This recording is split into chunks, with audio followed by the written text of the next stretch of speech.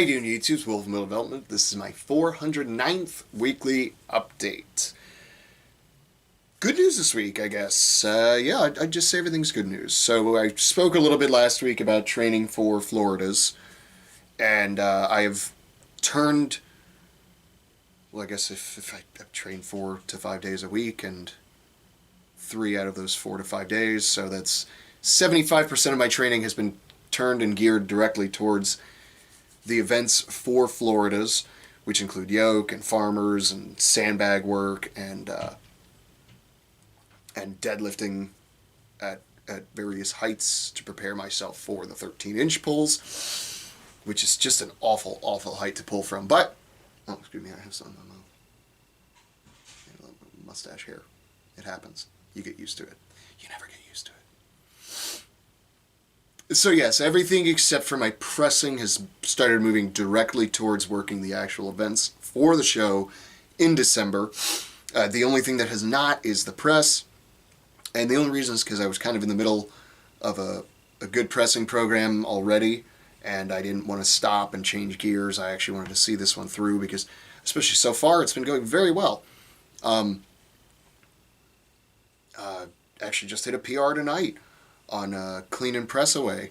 And honestly, I felt like I had a couple more reps in me and probably could have done a couple more, but my left shoulder was feeling kind of funny. Actually, after warm-ups, it started to kind of really hurt, especially at lockout. It was just killing me on the front, the anterior there, and I was just like, okay, we'll just, I had some back down sets to do with lighter weight, and honestly, like, the cleans felt fine, but man, going for the press was just like, oh man. I wasn't able to lock out a lot of the reps I was doing, and eventually I was like, you know what, let me just focus on the accessory work. Today, I kind of did the opposite on Tuesday, where I sort of completely stuck to the plan on the main work, and then my accessories I kind of slacked off a little bit, and part of it was that shoulder pain I was having. I was like, you know what, let's just ease back a little bit on the things that are hurting it, and try to just push through on the things that aren't. Maybe force some more blood in there, keep things moving, hopefully it'll just sort of work itself out. And it probably will. Like even right now, just sort of kind of twisting my arm and flexing it a little bit.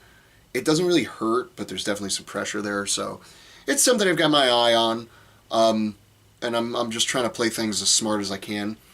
The great news is, if it ends up getting to the point where I just can't press with 2 arms anymore, I will just change gears to the dumbbell. Since I use my right arm for that anyway, so it's like, cool, whatever, I can just give that plenty of time to sort of work itself out, that sort of thing. So, and then what I'll probably do is I'll just go back to working in conjunction with doing just standard overhead pressing, as well as dumbbell work, which I've done in the past and it worked pretty well. I mean, I went from having a 90 on a good day press to hitting at least 125 in a matter of a couple months, just by focusing on it. And I know my power transfer is getting better on push presses especially, so I'm hoping that me working that so much is going to transfer well to the dumbbell as it has in the past, because I know that's the only reason my dumbbell kind of went up so quickly is because I've gotten better at, pushing and really transferring that power from the feet to the hips to the, to the shoulders, to the implement itself, and just being able to drive. And then, honestly, at the end of this program, my triceps are going to be really strong. Doing way more dips than I've ever done in the past, doing a lot more close grip bench than I've ever done. And just those 2 movements alone are going to really get the tricep power there and make it so my lockout strength and overall just tricep strength is going to be better. And then after that, it's just going to be working the stability and the sort of movement of the actual implement. I do need to adjust how I was doing it just a little bit. I've chatted with a few people and checked with a few, really good dumbbell pressers and kind of seen how they were doing it. And I'm like, all right, I'm kind of very forward facing, and I think I need to start kind of turning a little bit like that and really getting used to putting that extra weight on that opposite leg here so I can really draw that line and drive through a little bit better. But it's all just practice. It's just practice. We talking practice? And it's good. It's good. I'm excited. It's going to be the only event that's going to be really a push. Did the deadlift yesterday and was able to get to comp weight. So I was like, cool. I wasn't sure if I could, but I could. And I was like, sweet. Just making sure. Now we're going to back down a little bit. And I want to get it to where I can pull like 560 from that height, which I think in a matter of a month's time, I'll have enough practice on it to just kind of get there. Because I'm not going to lie, hitting that 525 or 550 or whatever it was, that was pretty tough. Definitely like a 1 rep max, but it's also a height that I never pull from, and on a bar that I generally don't use too. So I know just getting familiarity with that implement is going to get me better. And I figure once I can get to the 550, 560 mark with it for a single, then I'll start just practicing my reps with, like 90%. I want to be able to basically do 90% for the whole minute before I'm at the comp, and I'll feel pretty confident about it. It's about where I am with the sandbags too. I want to be able to do the sandbag just constantly moving for that whole minute. Kind of regardless of pace, I just want to make sure that I can just continually do the movement over and over and over for a minute, maybe even a minute and a half would be good with lighter weight.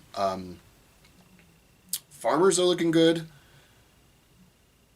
Yoke felt fine. I did like a pick with like 480 pick in March the other day. I haven't really programmed it or started working it just yet, because yoke is one of those things where it comes back pretty quick for me. And then once we get to that 2 to 3 week mark, that's when I'm going to start really dialing it in and actually running the events in the manner that they've been described to us. Because the weight for the yoke and the farmers is not crazy.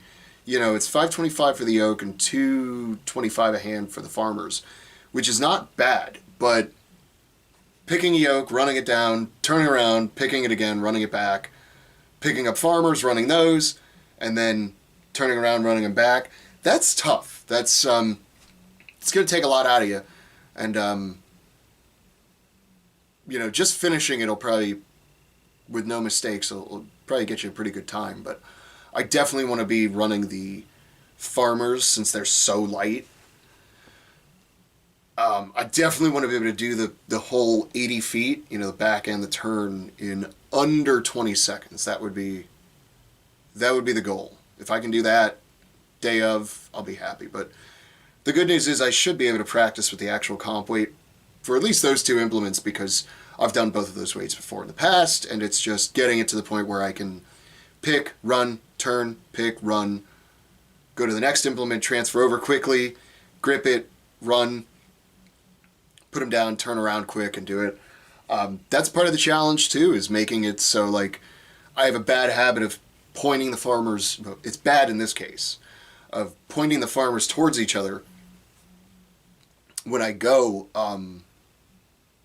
And part of the reason I do that is because I'm trying to turn it in so I kind of lean forward more, and it just pulls that little bit extra.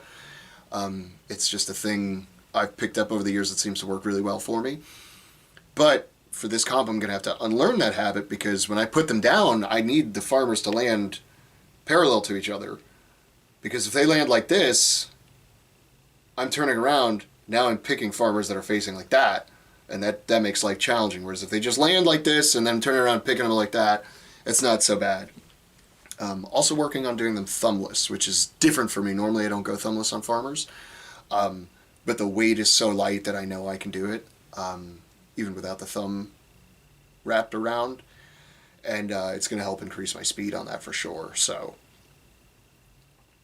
yeah, the only event I have any kind of, call it reservations about, is going to be that dumbbell. But I'm going to work my ass off to get there.